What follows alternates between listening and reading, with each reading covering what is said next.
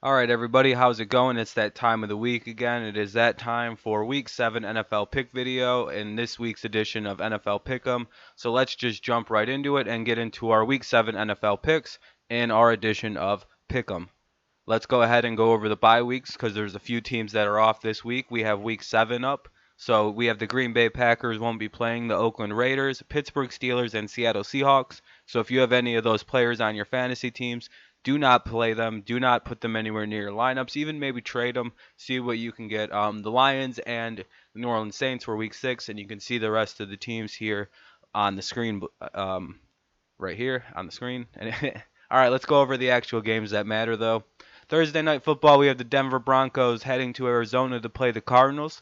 The Denver Broncos are coming, I think, on like a 4-game losing streak, and the Cardinals are coming like playing on like a must-win basis because their coaches like jobs may be on the line, but I don't think that matters much as the Broncos will win 24-13.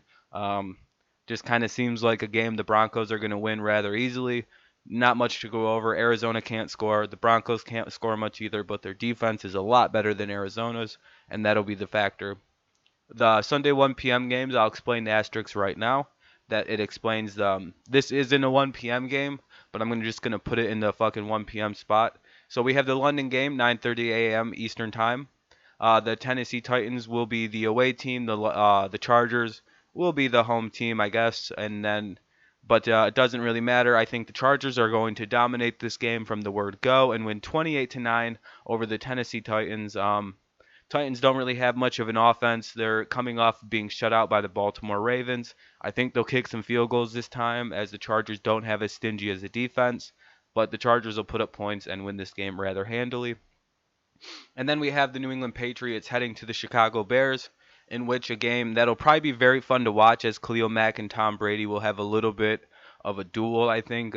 Great defender versus great quarterback. Always a fun duel, but I think the Patriots walk away with an easy victory, but the score won't indicate an easy victory, but it'll be about 27-21. I just don't think the Bears are that good, and I think it's time once they start playing better teams that they'll be exposed as what they are, a pretty average team that'll finish about 500. And then we have the Buffalo Bills heading into Indianapolis to play the Colts.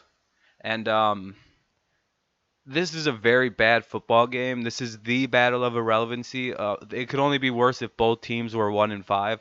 But considering the fact that I don't know if Josh Allen's going to play and if it's Nathan Peterman, this is what I'm going off of. So I'm going off of Nathan Peterman being the starter. I think the Colts will win this game 31-15. Though the Colts have a bad defense, their offense is a lot more capable than the Bills. Even if this becomes a shootout, the Colts will win this game by a bigger score. But give me the Colts in this game pretty handily over the Buffalo Bills. And then we have the Houston Texans playing the Jacksonville Jaguars. The Jaguars have been struggling as of late, and the Texans have looked pretty good in the last few games, winning games, though not like comfortably and in like a blowout fashion. They're still pulling these games out and winning them. So we have I'm thinking this is going to be a very, very, very close game. Maybe overtime, maybe like a last-second field goal will win it in regulation. Either way, give me the Jaguars 22 over the Houston Texans 20. When I do a score that close, that's because I really can't tell which team is going to win, but I think the Jaguars are a little bit better than the Texans. So give me the Jaguars again 22-20. And then we have the Detroit Lions heading into Miami. The Detroit Lions, I think since like 2016, well, the Lions are very good in their last 6 years coming off a bye week. They're like 4 or 5-1. So I'm giving that slight consideration. I'm also giving the fact that I don't think the Dolphins are that good of a team. Um, but it's whatever. I know their record shows otherwise, but I'm going off the transitive property. If the Lions could beat the Patriots the way they just did, they'll have no problem beating the Dolphins, who got the shit kicked out of them by that same Patriots team. So give me the Lions 31, Dolphins 24. This will put the Lions into a serious spot in the division, and I think this is the week where the Lions expose themselves as an actual serious contender for some kind of playoff spot as a dominant new force in the NFL. We'll see that be exposed this week against the Dolphins. Sorry, Miami, you're the stomping ground team. We have the 1 p.m. games continued. let's see, we have the Minnesota Vikings heading into New York to play the Jets. I think that this game is going to be all about Minnesota as they will dominate the Jets and win by a score of about 35-20. If the Jets were a more consistent team than they were, and if their defense was a little bit as well, if the defense was more consistent as they gave up 34 points to the Colts. If you're going to give up that many points to the Colts, the Vikings will put up a bunch of points. I don't know what offense of the Jets is going to show up. Is it going to be the one that's been showing up recently, or is it going to be the Jets team that shows up and they score like 12 points? So we don't know. Give me 35-20 in favor of the Vikings, but we'll see. Maybe the Jets pull an upset. I don't know. Then we have the Philadelphia Eagles playing host to the Carolina Panthers in a game that was also very hard for me to call. These are very evenly matched teams, I believe, but I'm going to go with the Philadelphia Eagles beating the Carolina Panthers 33-28. The last time I seen the Eagles play, they looked like they finally had their team back in unison. They were clicking. Carson Wentz looked a lot more comfortable. The overall offense seemed to be like working as a unit again, like they were back in their Super Bowl year last year. So if that holds true, the Eagles are going to win this game 33-28 and start kind of a run of a bunch of wins in a row and retake that NFC East title with relative ease if the team is back to what they were last year. It wasn't going to take long for them to get there. It was all on Wentz's recovery, and he might be fully good to go finally. So we'll see that going forward. And then we have the Cleveland Browns heading into Tampa Bay to play the Buccaneers, and this is my upset selection of the week. I think the Browns are going to upset the Buccaneers 24-21 on a last-second field goal. I say this because I think the Buccaneers are going to be a little off this week, coming off of firing their defensive coordinator. Things are going to be a little rocky. Things within the organization aren't that good. There's rumors Doug Cotter's job is also on the line should he lose the next couple games. So we'll see how this goes going forward. This is my upset selection of the week. The Browns winning 24-21 over the Tampa Bay Buccaneers. Let's go ahead and venture into the 4 p.m. games. We have the New Orleans Saints going into Baltimore to play the Ravens. And like I said in my Week 6 NFL scores results, I said that this is going to be the week that the Ravens are exposed as a bad football team. I think they are a lucky 4-2. And now the fact that they're playing a little bit better competition, we are going to see the Saints just come up and destroy this team.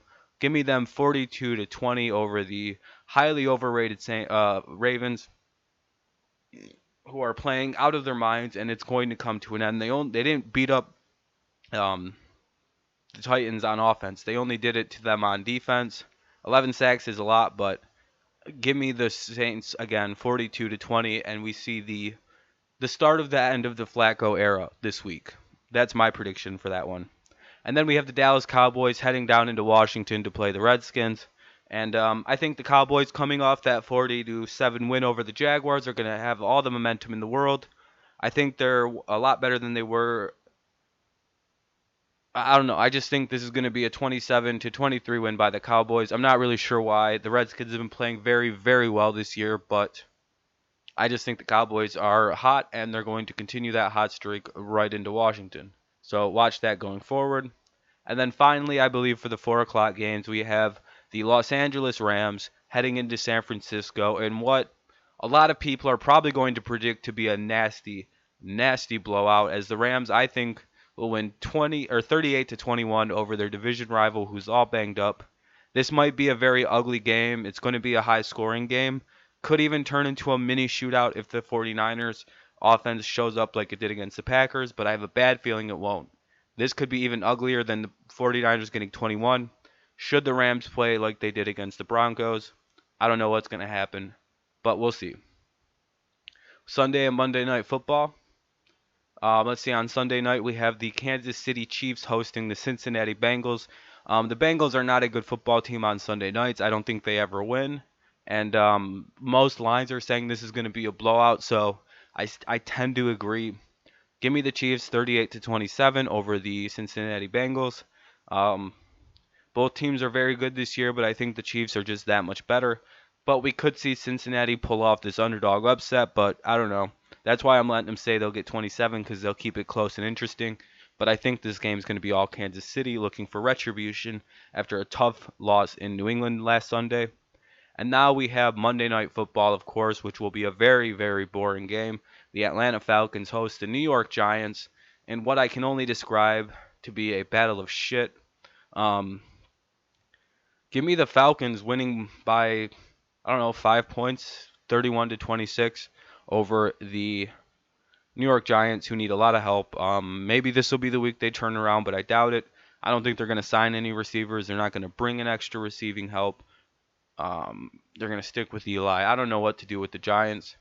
But again, my so those are my picks for the week 7. I hope you enjoy them. My NFL pick'em results for the year are 48 and 42 with 2 ties.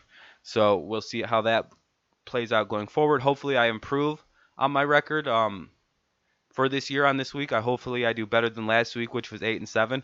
Also, I'd like to thank everyone who watched that last week 6 NFL Pick'em video. It hit over like 4,500 views, which is my most viewed video ever. I got a bunch of new subscribers, so I thank you guys for that.